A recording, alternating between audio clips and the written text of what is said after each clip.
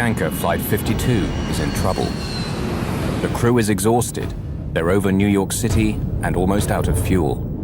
Are we cleared to land now? Yes, sir, we are clear to land. Tell me things louder because I'm not hearing it. They're cleared to land. Soon the nightmare will be over. Gear down. Glide slow! Grade 500 feet. The captain desperately searches for the runway at Kennedy Airport, Lights!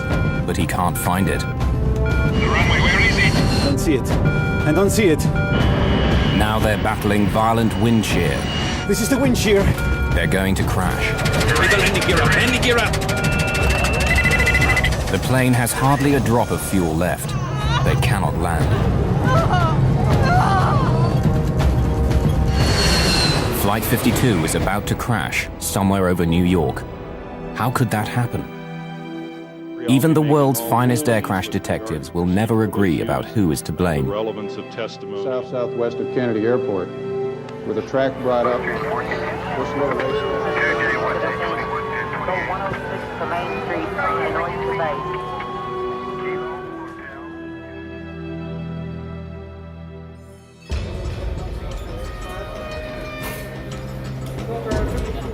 January the 25th, 1990. Air traffic controllers have been nervously tracking a massive low-pressure system approaching the northeast coast of America. There was a system moving through the Great Lakes, moving east. There was a couple other systems converging. And a lot of times they'll converge in the New York area there, and the whole northeast will go down.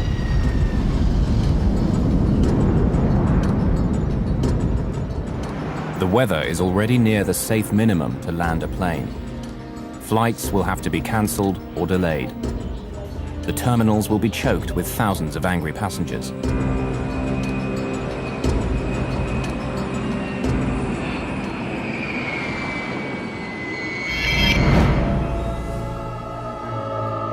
Despite the terrible weather, the air traffic managers in Washington, D.C. order controllers at Kennedy Airport in New York to set a high landing rate. Air travel is vital, and they're under tremendous pressure to delay or cancel as few flights as possible. There's pressure because that's the business they're in. The business is moving passengers from A to B. That's what the airlines are paid, and the controllers are paid to help that work. Management in Washington, D.C. is pressuring New York to take on more flights than they feel is safe.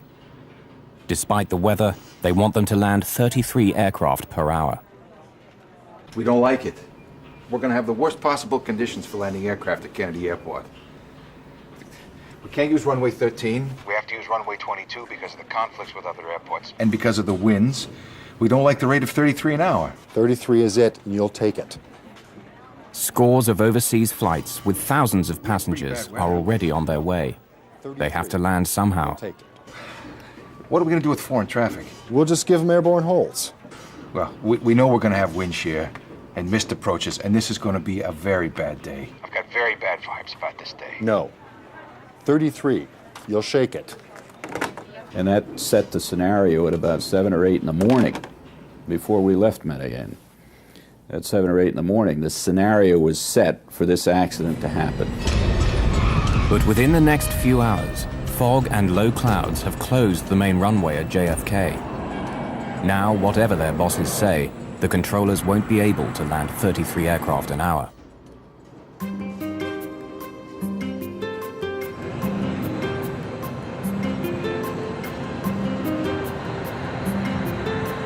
"2,400 miles to the south in Colombia, it's a warm, sunny day with not a cloud in the sky. Avianca Flight 52 is now boarding passengers for New York. Among them, Miriam and Luis Montoya and their 2 young daughters. I remember during that day in the morning, before we boarded the flight, I talked to a friend that was going to pick us up at the airport in New York. He told us the weather conditions were bad. The temperature was very low, and it was rainy, and it was going to be foggy. After a short business trip, Nestor Zarata is traveling home to New York. I received a telephone call telling me that if I could be in the airport in half an hour and not ask any questions or request anything, I would get on the direct flight to New York. In the cockpit, Flight engineer Matthias Moyano monitors the loading of over 13,000 pounds of fuel, making a total of 80,000 pounds. Enough for the journey, plus an extra 2 hours flying time. Avianca 052 Heavy, request clearance for takeoff, runway 11. Just after 3 o'clock in the afternoon, Avianca 52 takes off from Medellin with its maximum allowable fuel load. The Colombian airliner heads north for the United States with 158 passengers and crew.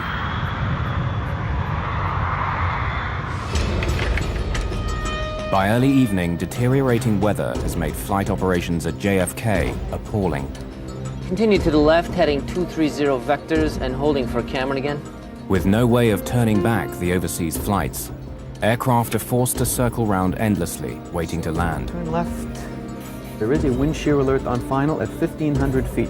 Turn left. Controllers work frantically to keep track of the growing number of aircraft now in the skies over New York. 251, you are clear to land. When Mother Nature gets involved, problems develop. The tension gets higher, the pressure gets higher, decisions become more critical. At JFK, any idea how long those delays are going to be? I talked to someone else over there, no idea. I'm holding over here. Delay's indefinite due to the weather. The traffic's missing the approaches. They're going around. I just can't give you a good answer. Your guess would be as good as mine. That's the best I can tell you.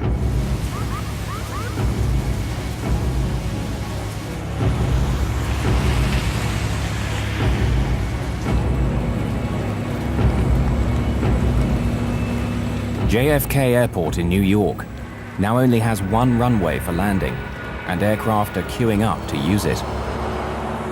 In the near blackout conditions, several planes have to abort their landings, which only adds to the delays. On Flight 52, they know none of this.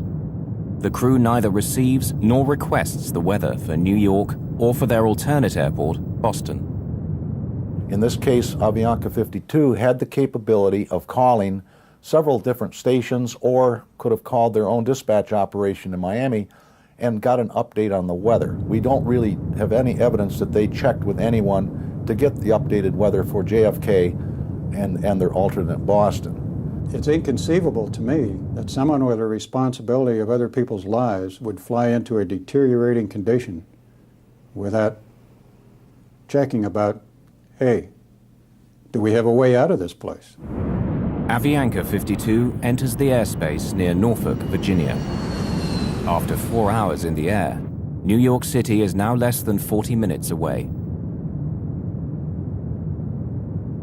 51-year-old Captain Laureano Caviedes is a seasoned pilot who's been flying with Avianca for 27 years. But his English is poor. All communications with air traffic control will be handled by the 28-year-old co-pilot, Mauricio Klotz. The third man in the cockpit, flight engineer Matthias Moyano, is experienced, but like co-pilot Klotz, he has only 4 months of flight time in the 707. They were a highly experienced flight crew who had been into New York several times previously on behalf of Avianca. So they were familiar with the route and the procedures, and highly experienced pilots. Washington, good evening. Avianca 052 Heavy, flight level 370. Avianca 052 Heavy, Washington Center, roger. Avianca 052, I'd like you to make a right 360-degree turn. And I need you to get a pencil ready for holding instructions at Norfolk. Okay, 360-degree right turn at Norfolk, Avianca 052 Heavy. Avianca 052, you ready to copy your holding instructions? Go ahead, sir. All right, Avianca 052, you are clear to the Norfolk VORTAC. Hold south on 174 with right turns and 20-mile legs. Flight 52's troubles are about to begin. They're being diverted out over the Atlantic Ocean near Norfolk, Virginia, and placed in a holding pattern. Here, the aircraft will fly an elliptical racetrack pattern while it waits for further instructions from air traffic control. They don't know about the bad weather ahead, but with enough fuel for more than 2 hours of flying, there's no cause for alarm.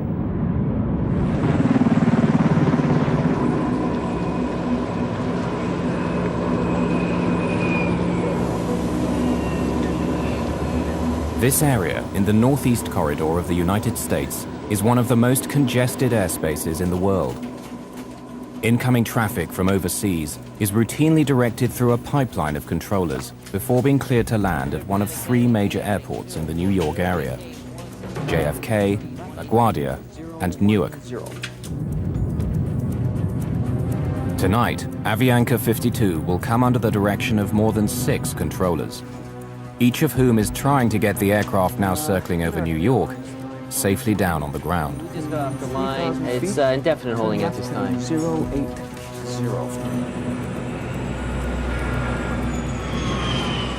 We just had 3 missed approaches on 22 right. We just went below the minimums. We just had 4 misses on 22 right, which is our primary runway. The visibility is getting worse, and it's worsening. All right, how many are you holding? Well, we're still holding the 12 or 13 we had earlier. We're expecting some pretty lengthy delays in another hour or so.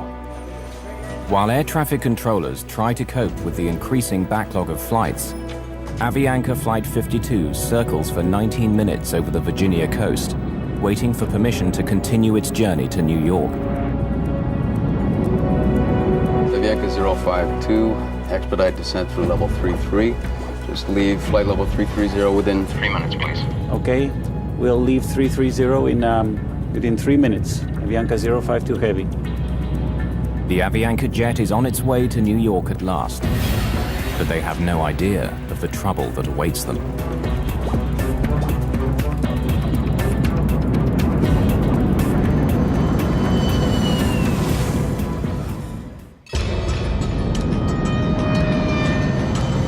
Avianca Flight 52 is on its final approach to New York, unaware that conditions for landing at JFK are barely above the safe limits to land a plane. It's a pitch-black night, with heavy mist, rain, and sudden violent winds. This is Central. I was wondering how your weather was doing up there. It's pretty bad at this point. We got all sorts of wind shears and missed approaches. Due to not seeing the runway? You're still trying on a 30 rate. Yeah, rather unsuccessfully at this point. The winds are starting to pick up. 20% of the guys attempted approaches went on to miss. When the northeast goes down, it goes down. It goes down for a big area. And a lot of quick decisions have to be made. You just can't say, wait a minute, stop. Everyone's en route. The plane has now almost used up the fuel planned for the journey and will shortly start eating into its reserves. The crew is considering diverting to their alternate airport in Boston, just 210 miles from New York. Washington Center, Avianca 052 Heavy. Avianca 052 Heavy, go ahead. Do you have any information about delays to Boston? Boston, I'll check that, sir. Thank you. The Washington controller asks his assistant to check on the conditions at Boston, but he gets distracted juggling other aircraft and forgets all about Avianca's request. While Flight 52 is left waiting for an answer that never comes, their precious fuel supply is slowly draining away. Ask him about Boston again. Did you ask about delays at Boston, or are we going to approach Kennedy? Okay, Avianca 052, it looks as though New York Center may have to hold you for possibly up to 30 minutes. You can expect clearance on course just momentarily with, Stands right now, an additional holding of at most 30 minutes. With that in mind, you want to check on an alternate airport? I believe Boston is. I'll check on Boston. Okay. We're now descending to 190 and expecting information about Boston. Okay, Avianca 052, I've been advised Boston is open and accepting traffic if you do need that as an alternate airport. Okay, stand by a minute. Flight engineer Moyano begins to calculate how much fuel they'll have after an additional 30 minutes of holding. Even before they can respond, Washington Control directs them to another holding location. Avianca 052 Heavy, make a right turn now to intercept the Cameron 2 arrival. Cleared on course, maintain flight level 190. Flight 52 is now off the New Jersey coast in an area known as Cameron, less than 45 miles from Kennedy Airport, but it seems as far away as ever. During all those holding times, I was praying and trying to see where we're going to land. I mean, when we're going to be on the ground. I don't want to be here anymore.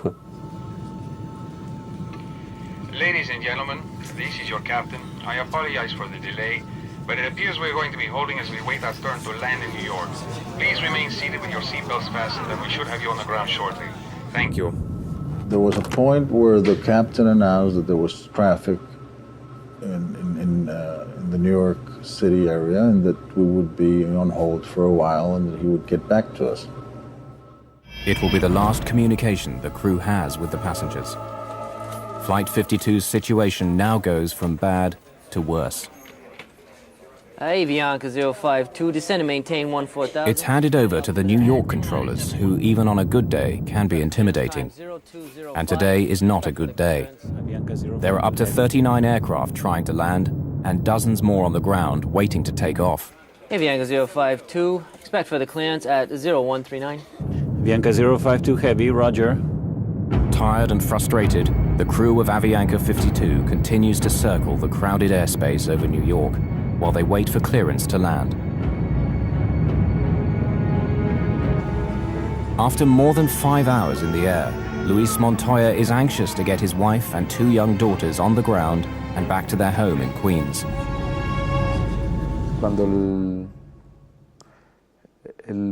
As the flight started to prolong, we started to feel uneasy. My wife was carrying the baby at all times, and we were wondering what could be happening. After all, they weren't giving us any information, and most people began to feel nervous. New York Center finally gives the crew of Avianca 52 the message they've been waiting for. Avianca 052 Heavy, Avianca Kennedy is 2,400 feet. Can you accept an approach? That's an affirmative, sir. They think they're finally in the clear. Then, calamity. The foul weather and zero visibility forces several aircraft just ahead of them to abandon their landing attempts and make a second attempt. The controllers have bad news for the Colombian airliner. Avianca 052. Continue to the left, heading 230 vectors, holding at Cameron again. Another hold. Okay, 230 vectors for holding at Cameron. Kennedy, Avianca 052. Avianca 052, go ahead. Thank you, sir. You have any estimates, sir? Avianca 052 Heavy, I might be able to get you in right now. Stand by. Thank you. The crew wait silently and hope. But when the reply comes, it's more bad news. Avianca 052, we just got off the line. It's indefinite holding at this time. The Avianca 052, turn left, heading 090. Hold at Cameron, maintain 1000. They've been held up for 48 minutes on the way here. Now they've been circling around for another 25 minutes, only a few miles from the safety of JFK Airport. They were progressively moving toward JFK, and they were held in the air for 3 times. This certainly would put some stress on the crew as to the fact they want to go from A to B. They don't want to fly in a racetrack for an hour just holding. At 8:55, the cockpit voice recorder begins recording the last 40 minutes of Flight 52. The crew at this stage seem resigned, or are perhaps too timid to complain. Moments later, Avianca is given more unwelcome news. Avianca 052, expect further clearance time 0205. Expect further clearance in 20 minutes. It's now that the stress level in the cockpit begins to rise. 0205. Well, I think we need priority. We are passing out of fuel. Avianca 052, roger. How long can you hold and what is your alternate? Okay, stand by a minute. The flight engineer quickly calculates the remaining fuel. Yes, sir, I will be able to hold for 5 minutes. That's all we can do. Avianca 052, roger. And what's your alternate? We said Boston. But it's full of traffic, I think. Avianca 052, say your alternate again. It was Boston, but we can't do it now. We'll run out of fuel. Avianca 052, cleared Atlanta Kennedy via heading 040, maintain 1000 at speed 180. The Avianca crew, when they felt that they were being handed off to an approach controller now and given a heading and a lower altitude, I'm sure in their minds they thought, well, they even commented on the cockpit voice recorder, we're being handled or we're being taken care of. It's okay if I send 4 more your way? Casino, I'm back in the hold again. I got phone in the stack and there's no end in sight. I can't keep you times. I'd be guessing if I did. This guy's killing me. Avianca 052 only has 5 more minutes in the hold. You gonna be able to take him, or I'll set him up to his alternate? What is his speed now? I'm not sure, to be honest with you. Holding speed. Slow him to 180 and I'll take him. Say again? Slow him to 180 knots and I'll take him. You guys holding a lot? Man, we're holding all up and down the coast. Ah, that's good practice, man. But in this critical handoff from one controller to the next, there is no specific mention of Avianca's critically low fuel. Nobody told the next controller that. So the next controller, when Avianca came in on the frequency, the controller just said, right, I've got you, proceed to Kennedy, or I'm going to put you in a hold, and put him in a holding pattern over the last approach fix. The options were gone. Now the aircraft could only get into Kennedy. Avianca, descend and maintain 7,000. Descending to 7,000, Avianca 052 Heavy. Avianca 052, before you go, there is a wind shear alert On final at 1,500 feet. Turn left, heading 090. Left, heading 090, Avianca 052 Heavy. The high-level wind shear was passed on early on, so he was aware of that. But the low-level wind shear below 500 feet was not passed on. During the entire flight from Colombia, the plane's autopilot has been unusable. It was reported after the last flight, but Avianca's maintenance men failed to fix it. After more than 6 hours of flying manually, the physical and mental stress is beginning to take its toll on Captain Caviedes. To me, it's inconceivable someone would have to fly at Boeing 707 without an autopilot. I mean, that's a high workload in smooth air. After more than an hour and 17 minutes waiting for clearance to land, the crew of Flight 52 believe controllers on the ground are at last aware of their fuel emergency and are clearing the 707 for a priority landing.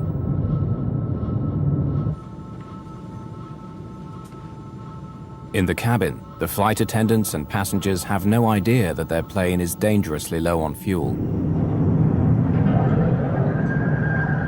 Then the go-around procedure is stating that the power be applied slowly. In the cockpit, the crew now hastily discuss the go-around procedure, what the manual says they must do if they can't find the runway through the fog and low clouds and have to go around a second time. It's standard procedure. Power be applied slowly and to avoid rapid accelerations and to have a minimum of nose-up attitude. To maintain what? Minimum nose-up attitude. That means... Flight engineer Moyano is concerned that if the captain were to pull up the plane's nose too sharply, all the remaining fuel would slosh to the back of the tank, causing engines to stop. Covered on fuel during the go-around. What it means is it doesn't contain fuel for feeding itself and a flameout could occur. And it is necessary to lower the nose again. Right now we are proceeding to the airport inbound. We have 17 miles. Roger. This means we'll have hamburger tonight. Avianca, descend and maintain 3,000. Descend and maintain 3,000. Avianca 052 Heavy. 3,000 feet. They got us. They're already vectoring us. No, they are descending us. And they are giving us priority. Avianca 052 Heavy, contact Kennedy Tower 119.1. Good day.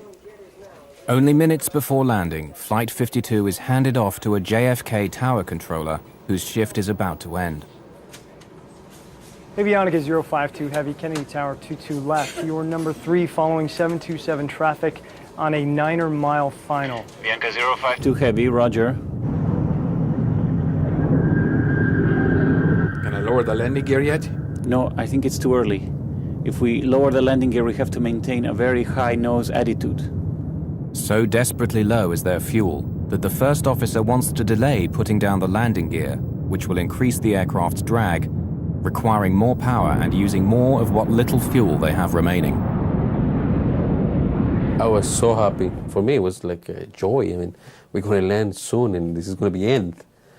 Avianca 052, what is your airspeed?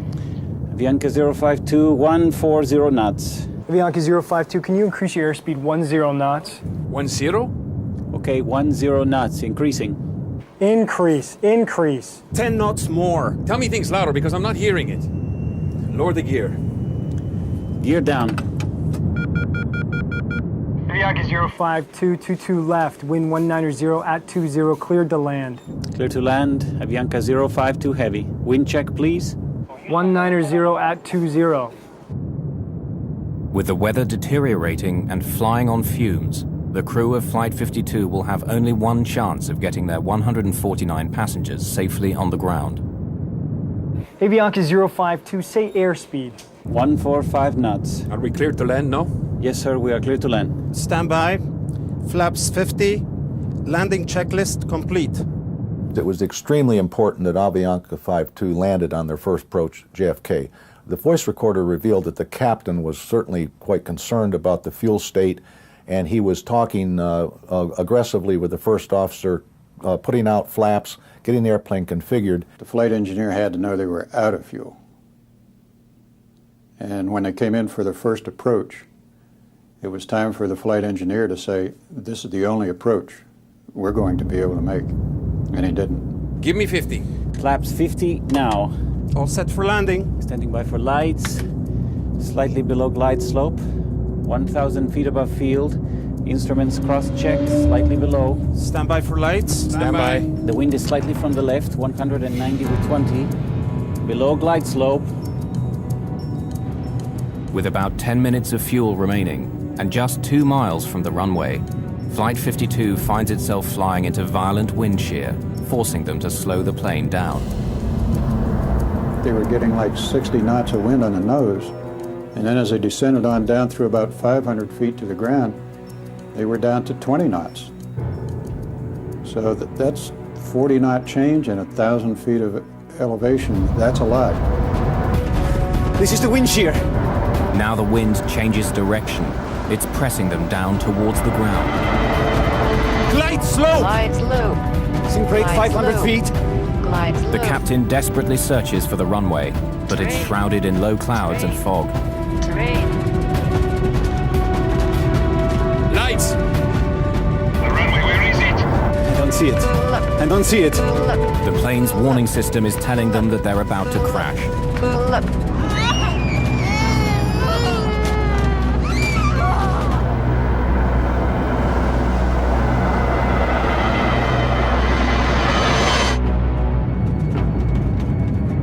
Glide slope. Sink rate 500 feet. Just 2 miles from touchdown, Flight 52 has been caught in violent wind shear. To save the plane, Captain Caviedes applies full throttle, burning up more of the plane's precious fuel. Give me the landing gear up. Landing gear up.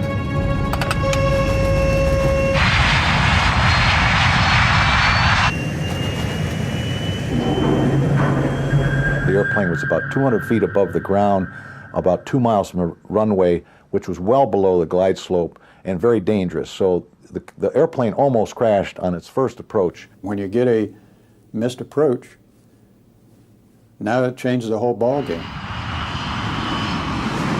Request another traffic pattern. Executing a missed approach. Avianca 052 Heavy. The operation of pulling the plane up in the missed approach was a very violent one. It was a very steep climb. So we were all thrown back by gravity towards the back of our seats. Something's going on here. Anything, we're going to crash. This is terrible. I mean, we start praying, but then I pass out. I couldn't handle it anymore.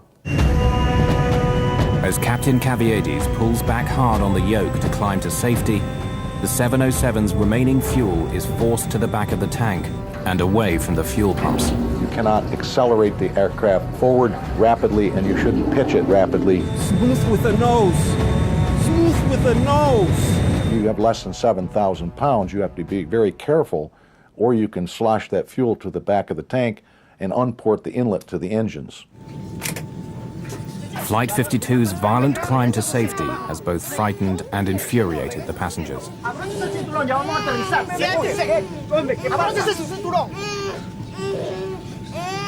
Mi My baby Daniela also started to feel uneasy and began to cry. We began to get the feeling that something was about to happen. I buckled up with the baby just in case there was a problem. She's very little, and I was concerned that my weight could have crushed her. I had her in my arms, and we began to say the Lord's Prayer. I don't know what happened with the runway. I didn't see it. I didn't see it either. I didn't see it. Avianca 052, you were Making a left turn, correct, sir? Tell him we are in emergency. 2,000 feet. That's right, to 180 on the heading, and we'll try once again. We are running out of fuel. Okay. What did he say? I already advised him that we are going to attempt again. Advise him we are in an emergency. Do you tell him? Yes, sir, I already advised him. But the tower controller, at the end of his shift, transfers Avianca 52 to his counterpart in approach control. They'll have to begin all over again. Contact approach on 118.4. Approach, Avianca 052 heavy. We just missed a missed approach and we are maintaining 2,000. Flaps 14. Avianca 052 heavy, New York. Good evening. Climb and maintain 3,000. Advise him we don't have fuel. Climb and maintain 3,000. We are running out of fuel, sir. Okay, fly heading 080. Did you already advise him we don't have fuel? Yes, sir, I already advised him. We are going to maintain 3,000 and he's going to get us back. As they get back in the pattern and circle the field and come back in again. That again adds to the traffic jam that was being created at Kennedy Airport. Avianca 052 heavy, I'm going to turn you about 15 miles northeast and then bring you back onto the approach. Is that okay with you and your fuel? What did he say? The guy is angry. I guess so. Thank you very much. These guys were out, and they didn't say we were out. And he allowed the approach control to vector them way out in the original pattern and 15 miles north of the outer marker again. Flight 52 was instructed to fly a long approach pattern for another landing attempt. The plane is down to its last dregs of fuel as the crew waits for final clearance from ground controllers. In their minds that they were being handled and taken care of, and they had enough fuel to go around and shoot the approach. But on the way, they were given a 360 turn because of traffic spacing.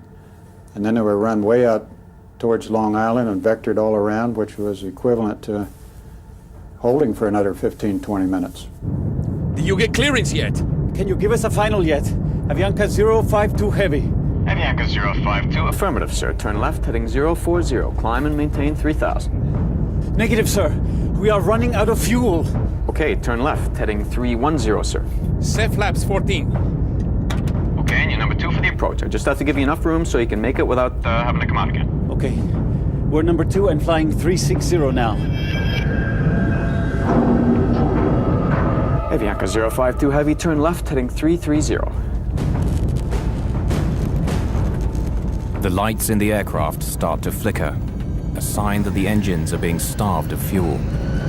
330 on the heading, Avianca 052. Once there's no fuel flowing through the pump out of the tank, an amber light comes on to tell you that tank is empty. Flame out! Flame out on engine number 4! Flame out on it! Flame out on engine number 3! Come the runway. The passengers can hear the sound of the engines beginning to shut down. When the engines went off, I looked over to the lady that was sitting next to me, and I asked her to give me her hand. And I philosophically accepted, I might die here. This is it. Avianca 052, we just lost 2 engines and we need priority, please. Avianca 052. Turn left, heading 250. Intercept the localizer. 250, roger. Select the ILS. ILS. Avianca 052, you're 15 miles from the outer marker. Maintain 2,000 until established in the localizer. Cleared for ILS 22 left. Roger, Avianca. Did you select the ILS? It's ready on 2. When all the engines flame out and the generators fall off the line, a considerable amount of power is lost, electrical power is lost.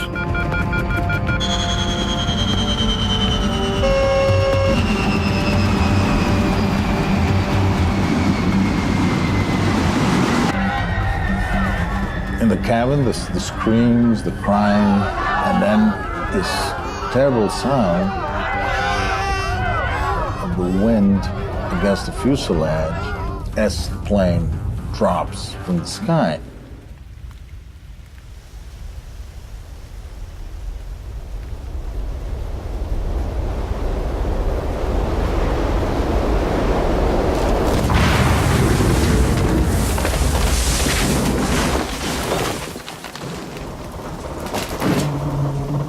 052, radar contact lost. Avianca's missing due to the weather thing. Yeah, Avianca 52 lost an engine. We're trying to find out why. Yeah, we're no longer talking to Avianca. He's 15 northeast of Kennedy. Ah, wonderful. At Clipper 18, turn left heading 180.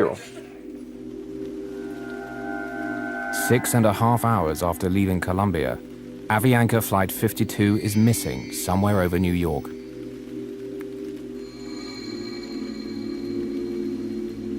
Yes, hello. I live in Cove Neck in Oyster Bay, and there is a plane crashed in our yard in front of our house.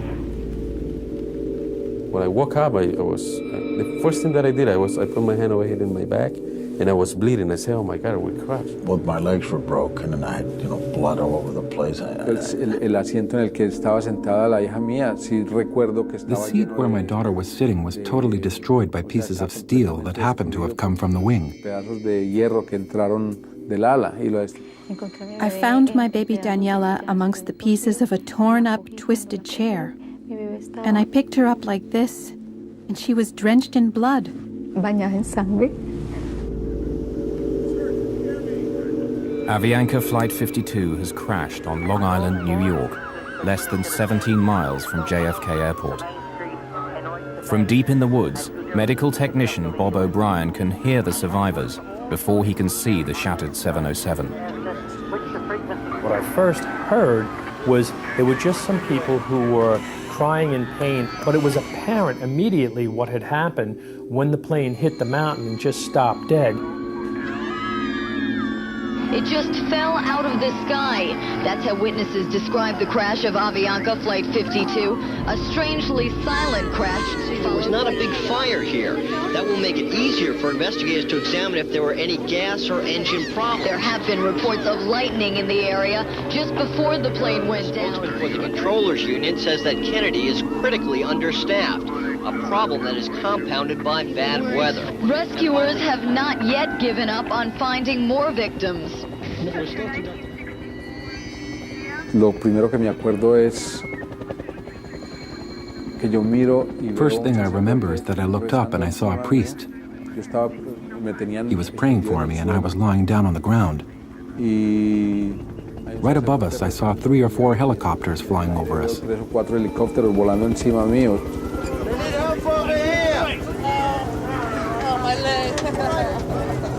Managed to get up on top of the fuselage, and there's that door handle that says, in case of emergency, pull here. So I pulled that door handle, and that door handle just went, and the door came open about 4 inches. And then I was able to flip that over, and I could just see piles and piles of people strapped in their seats. The extreme G-force of the crash has broken off the cockpit and catapulted it through a stand of trees and into the deck of a home some 100 feet from the impact site. We couldn't get into the cockpit to get to the pilot and the co-pilot. All those chairs, they all just hit that cockpit door and just piled into that fuselage, and just all that added weight and all that inertia now just took over in the front of that and just popped it off, and it rolled to its left side and stopped up against the tree.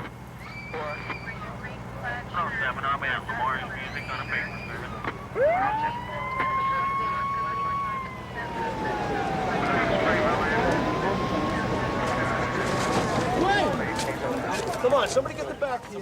And I saw some cables, and I saw a big hole in the fuselage over the passengers that were sitting next to me who were kind of unconscious. And on top of me was this guy who was bleeding, a big guy, I don't know who he was, but he was on top of me, but I was sitting. I pulled myself with those cables towards that hole, which was over the wing. I started screaming, "Hey, help me out, help me, take me out of here." And then somebody, when they realized that I was alive, they removed they took away the guy who was on top of me, and they took me out of the airplane.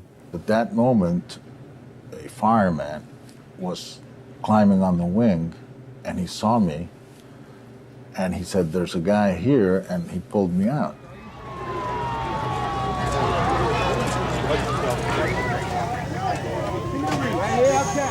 37 fire and rescue companies from Nassau County are quickly mobilized.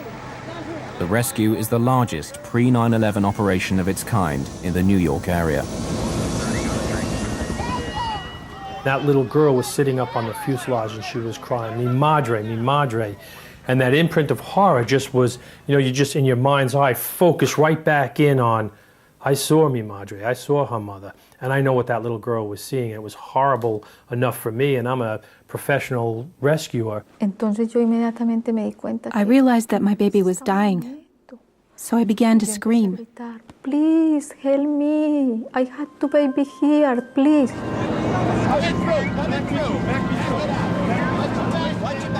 The plane has crashed in the wealthy neighborhood of Cove Neck, near the home of the father of tennis star John McEnroe. Medics set up a makeshift triage unit on his lawn. When daylight breaks 10 hours later, 85 survivors have been pulled from the wreck.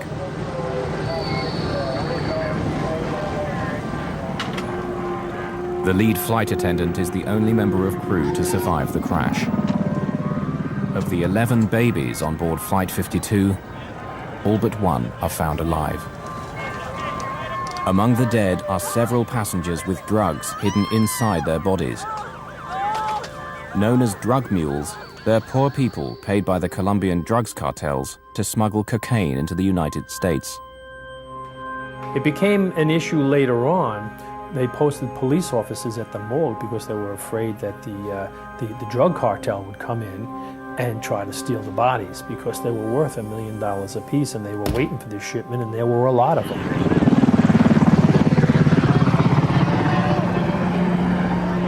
Bob O'Brien scours the tail section for survivors and finds FAA investigators struggling to remove the aircraft's black boxes.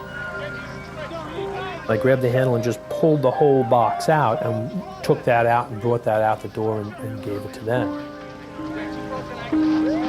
Even as people are being pulled from the wreckage, the on-site investigation begins.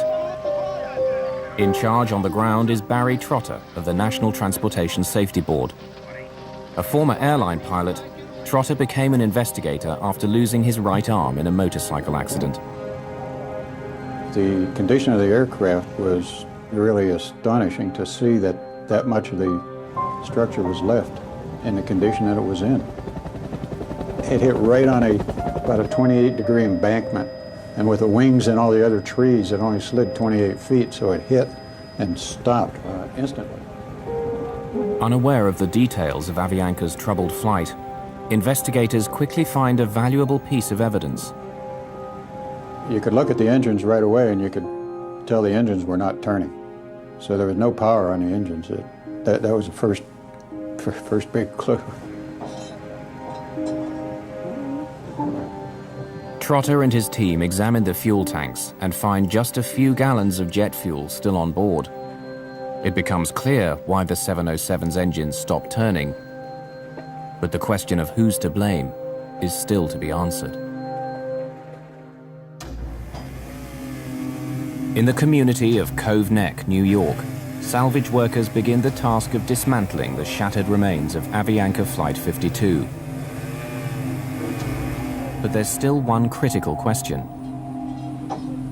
Who is responsible for Flight 52 running out of fuel and causing the death of 72 passengers and crew? The answer will be worth millions of dollars and affect dozens of lives.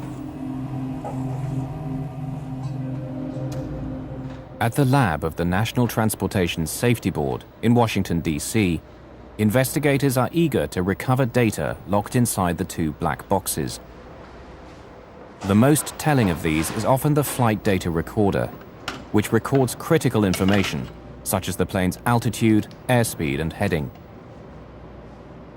When we recovered the flight data recorder and brought it to our lab in Washington, we opened it and found that the foil wrap was not hooked up, so someone had actually intentionally taped the end of the foil so it wouldn't fly around and put it back in the airplane.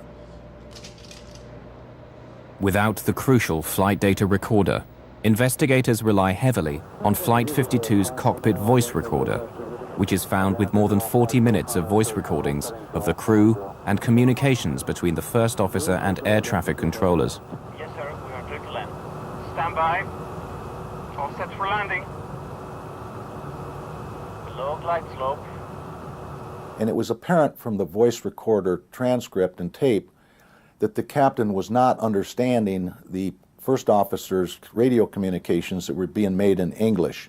Everybody wants to blame the pilot, but he may be the last person to make a decision, and the scenario which caused him to be in that position where he makes the decision was created by several other people along the route. The captain asked the first officer about 9 times to clarify information or repeat it or to pass on information. We are going to attempt again. Weiss, we are in an emergency. Do you tell him? Did he make a conscious decision to run out of fuel? No. He was sucked into a situation by the air traffic controllers where he ran out of fuel. Once the airplane got into the JFK area, there was certainly a serious breakdown in communications on the part of the pilots within the cockpit, on the part of the pilots talking to controllers, and controllers talking to the pilots, and the controllers amongst themselves, because there were handoffs and some of the urgency was not passed on within the controllers system. So we had multiple breakdowns in multiple areas here that ultimately led to this accident. Slow! The cockpit voice recorder reveals a crew desperate to land the 707 in near zero visibility and in extreme wind shear without the aid of an autopilot. In this case, the captain had a difficult time maintaining the glide slope during the approach with the wind shear, didn't see the airport, and had to make a go-around. That almost doomed the airplane at that point. The information being given to pilots en route was a wind shear up as high as 1,500 feet. But their pilots on approach were encountering wind shear as low as 300 feet, and that wasn't passed on to the Avianca pilot. This is the wind shear. The crew of Flight 52 is caught off guard. As they descend below 500 feet and slow down, a violent vertical wind forces them towards the ground, nearly causing the plane to crash 2 miles short of the runway.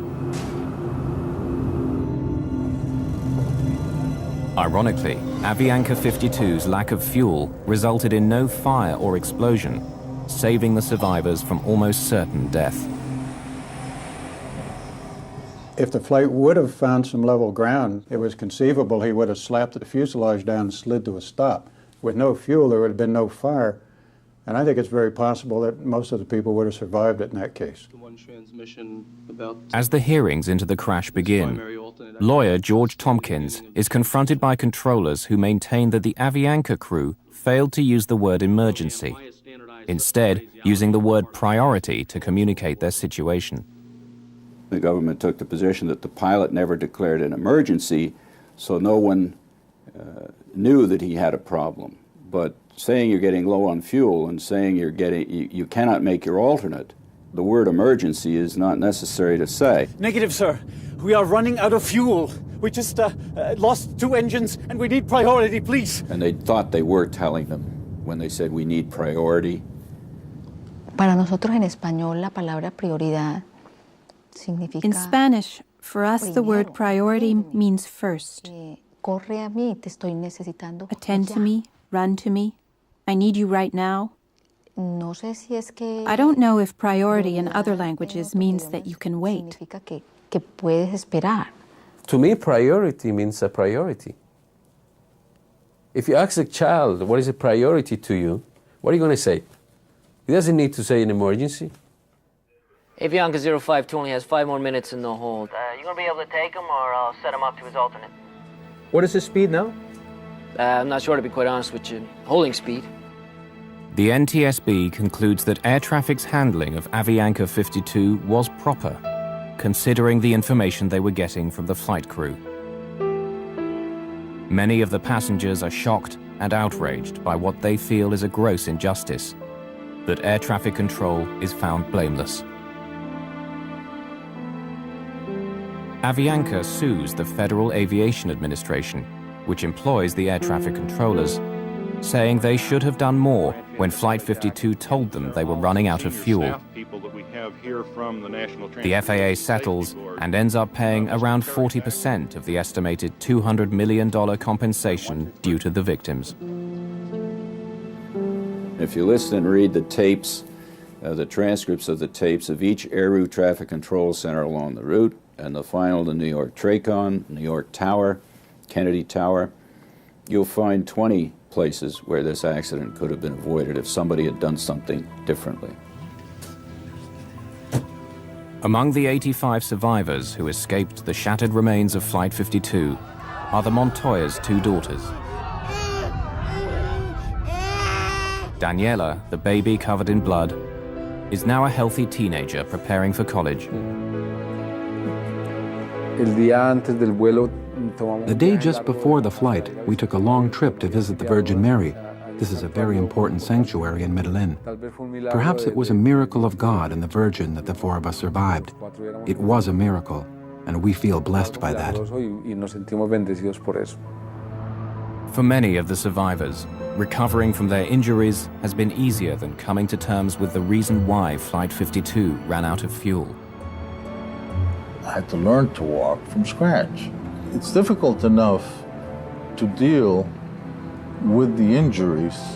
It makes me very angry to think that a plane went down with 161 souls and had almost half the people lost their lives because of a word.